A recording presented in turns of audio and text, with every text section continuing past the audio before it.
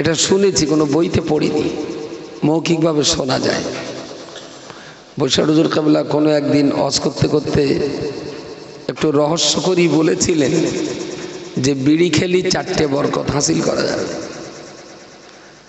তা ভক্তরা বললেন, হুজুর আপনি তো বইতে লিখেছেন বিড়ি খাওয়া মুকরু তাহারিমি, আবার আপনি বলছেন বিড়ি খাওয়ার বরকত। বলছেন হ্যাঁ বাবা, বিড়ি খেলে 4টে বরকত পাওয়া যাবে। তাহলে বলুন।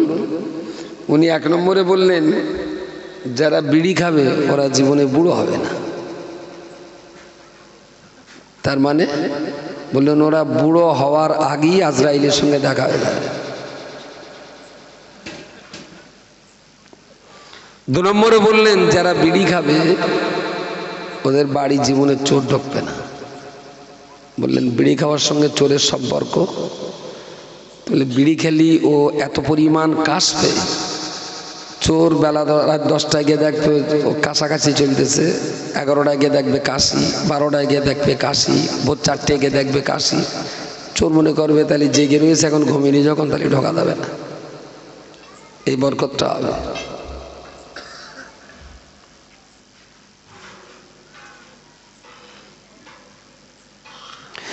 পাশাপাশি উনি আর একটা বললেন যে বিড়ি খেলি জীবনে কুকুরি কামড়াবে না। তাহলে হুজুর বিড়ি খেলি কুকুরি কামড়াবে না, তো বিড়ির সঙ্গে কুকুরি কামড়ানোর সম্পর্ক? তা বলছে ওর অল্প বয়সে লাঠি ধরতে হবে, আর হাতে লাঠি থাকলে যত বড়ই হন্যে কুকুরে ওকে ধারে পাশে যাবে না। একটা লোক 40 বছর ধরে যত টাকার বিড়ি খাবে, তারপরে না বিড়ি খাওয়ার কারণে ওর যে ব্যায়াম হবে, যে রোগ হবে, ওই পরিমাণ টাকা ডবল টাকা ঢেলে দিলেও কিন্তু সেই রোগের চিকিৎসা হবে না। কিন্তু মানুষ বোঝে না। একদম হাতে করে বিড়ি, তেরঙ্গা, শেখর, গুটকা, ছুটকি এই ধরনের যা আছে, এর প্রত্যেকটাই হলো জীবন বিধ্বংসী, মানুষের সুস্থ জীবনের জন্য সাংঘাতিক হুমকি। কিন্তু মানুষ বোঝে না, মানুষ বোঝে না। এরম চ্যাংড়া ছেলে হোলি একটু করে করলি না, সেখানে একটু মধুলে যাবেন বোতলে করে, খোকা একটু মধু খা, দেখবেন অনেকে খাবে অনেকে খাবে না। কিন্তু যদি 10টা তেরঙ্গানে যান কুলবে না। ওরা মধুর মজাটা ওরা বুঝেনি, তেরঙ্গার মজাটা ওরা খুব বুঝে গেছে।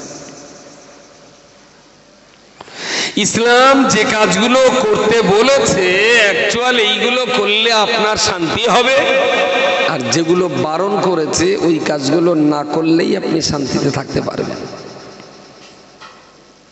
স্বাভাবিকভাবে পরিবারের একজন যদি মদ মাতাল হয় না, তা বাড়ির ভাই ভাই মিলে তার একটু মারধরও করে, যে আমাদের পরিবারের কেউ এরকম সর্বনাশ নেই, তুই মদ খাচ্ছিস কেন, একটু মারধর করে। তো সামাজিকভাবে ভাই ভাইরা থেকে তার যেমন একটু মারধর করলো, হাসরের মাঠে আল্লাহর বিচারেও কিন্তু এই মদ খাওয়ার কারণে তার শাস্তি হবে। তাহলে দুনিয়ায় মার খেতে হচ্ছে, হাসরে মার খেতে হচ্ছে, ফের মাতলামি করার জন্য মাঝে মাঝে খানার ধারে এড়িয়ে কুকুরির নোনা পানীয় বলেন খেতে হচ্ছে। এরপরেও তারা বুঝেও যেন অবুঝ মতো। আবার আজকাল যে সমস্ত নেশা উঠেছে না, সে আবার কুকুর টুকুর সংবাদ পায় না, ট্যাবলেট এইসব নিয়ে বাড়ি এসে খেয়ে শুয়ে পড়ে। প্রচুর পরিমাণ বড় লোকের বাড়িতে এখন ভদ্র নেশাখোর তৈরি হয়েছে। এইগুলোর খবর বাড়ির বৌমাটাই রাখতে পারে, অন্য কেউ খুব একটা জানে না। প্রচুর পরিমাণ ভদ্র নেশাখোর, যারা বোতল টতল খেয়ে রাস্তার ধারে মাতলামি করবে না, বাড়িকে খেয়ে শুয়ে পড়বে। এই নেশাটাও কিন্তু ওর জীবন জিন্দেগির জন্য ভয়ঙ্কর বিপজ্জনক, ওরা বুঝতে পারছে না। এত পরিমাণ নেশা বেড়ে গেছে সমাজে। আপনার রাজাপুরের মতো জায়গায়, মুরারিসা রাজাপুরের মতো জায়গায় উকিলবাবু বললেন, ভাই অন্য অজ করতে হবে না, একটু অজ করেন যেন নেশার একটু কমে। ছেলেপিলে প্রচুর পরিমাণে নেশার ভিতরে ঢুকে গেছে। নেশা মানে মদের নেশা, হিরোইনের নেশা, গাঁজার নেশা, ভয়ঙ্কর ভয়ঙ্কর নেশা। আর এর পিছনে একটা বড় কারণ হলো অল্প বয়সে হাতে টাকা পড়ে গেছে। অল্প অল্প বয়সে বাচ্চাদের হাতে না প্রচুর টাকা পড়ে গেছে। 13 বছর 14 বছরের বাচ্চা মাসে যদি 6,000, 8,000, 10,000 রোজগার করে, সে মাথা ঠিক রাখতে পারে? বুঝতে পারেন? এই অতিরিক্ত টাকাই হয়েছে মুসলিম সমাজের অধঃপতনের একটা বড় কারণ। আজ থেকে 20 বছর আগে হয়তো খাওয়া হতো না, 30 বছর আগে খাওয়া হতো না। সেলাই কাজ, এমব্রয়ডারি, তারপরে গার্মেন্টস, হ্যান্ড গ্লাভস, এই সমস্ত কুটির শিল্পের কাজগুলো এসে না মানুষের অর্থনৈতিক অবস্থাটা অনেক উন্নতি হয়েছে। কিন্তু এরা যে পরিমাণ নেশা করছে তাতে মনে হচ্ছে এই টাকার চাইতে যেদিন গরিব ছিল সেদিন এরা ভালোই ছিলেন। সেদিন টাকা ছিল না, হয়তো চেয়ে চিনতে খেতে হতো, সেদিন এরা কেউ নেশা করছিল না, এদের ক্যারেক্টারটা ভালো ছিল। আর আজকে এদের হাতে অপাত্রে এত পরিমাণ টাকা পড়ে গেছে, এত পরিমাণ টাকা বাচ্চা ছেলেদের হাতে উঠে গেছে যে এদের সামলানোই মুশকিল। আর সামাজিকভাবে তো সেই বিচার ব্যবস্থা নেই। কেউ কিছু বলতে গেলেই না হয়তো তার মাও বলে দেবে ওর বাপের টাকা ও খাচ্ছে, তোমার তাতে কি? বুঝতে পারেন? এইভাবে যদি আমাদের সমাজ ব্যবস্থা চলতে থাকে তাহলে কিন্তু আগামী দিন ধস নেমে যাবে, আপনি রক্ষা করতে পারবেন না। আপনি হয়তো মনে করছেন তো ওর ছেলে খাচ্ছে, তা আমি কি করবো বলো দিন দেখি। আমি বললাম না, তোমার দায়িত্ব আছে ভাই।